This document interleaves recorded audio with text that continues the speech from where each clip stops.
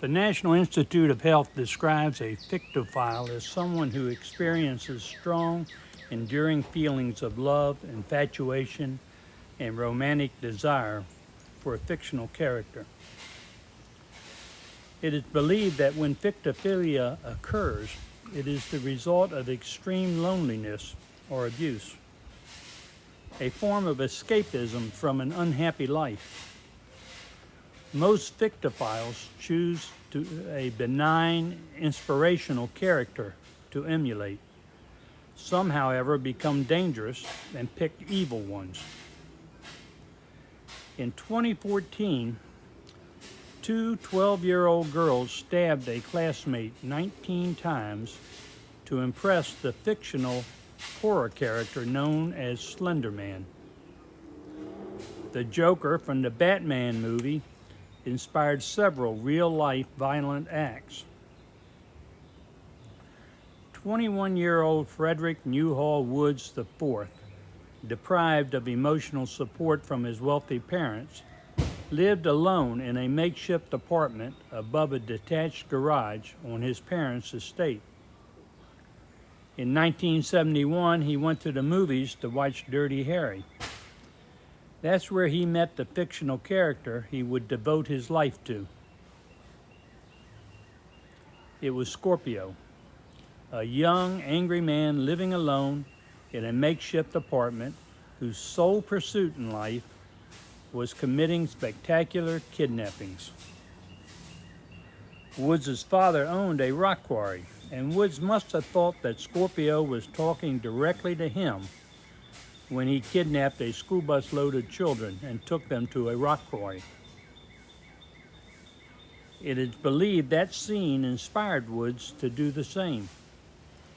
He wrote out a detailed plan, recruited two classmates, and set the plan in motion. Woods bought guns and two vans he modified to make sound and escape-proof. He purchased an old moving van trailer. He cut an access hole in the roof, and outfitted it with mattresses, food, water, and makeshift toilets. He and his friends secretly buried the moving van in a back section of his father's rock quarry. In 1976, in Chowchilla, California, Woods and his classmates kidnapped 26 children, ages 5 to 14, and a school bus driver. He imprisoned them in the moving van and added 4 feet of dirt to cover the top. The children, in total darkness, stacked the mattresses to gain access to the entry hole.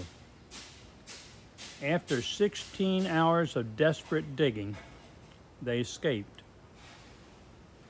Woods and his 2 assistants were arrested, convicted, and sentenced to life in prison without parole.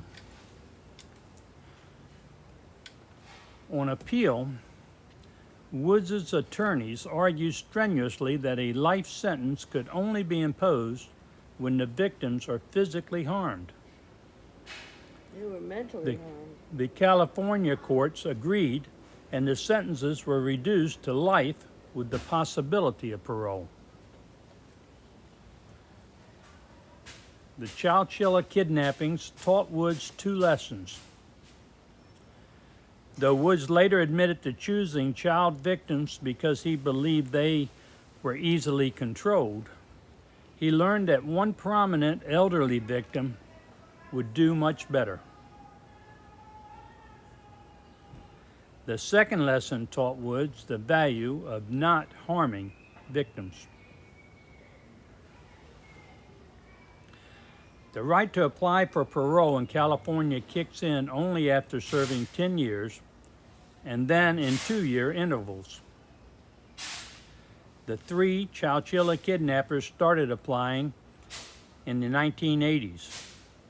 Woods' 2 classmates won parole after serving over 30 years. Imagine how bitter Woods must have felt to see them released.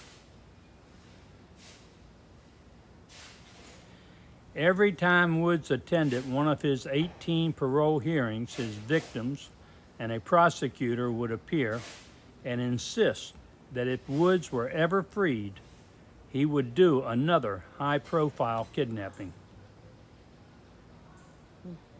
With no friends or relatives to console him after each rejection, Woods turned to his fictional mentor and friend, Scorpio. He and Scorpio vowed that someday they would be freed to kidnap again.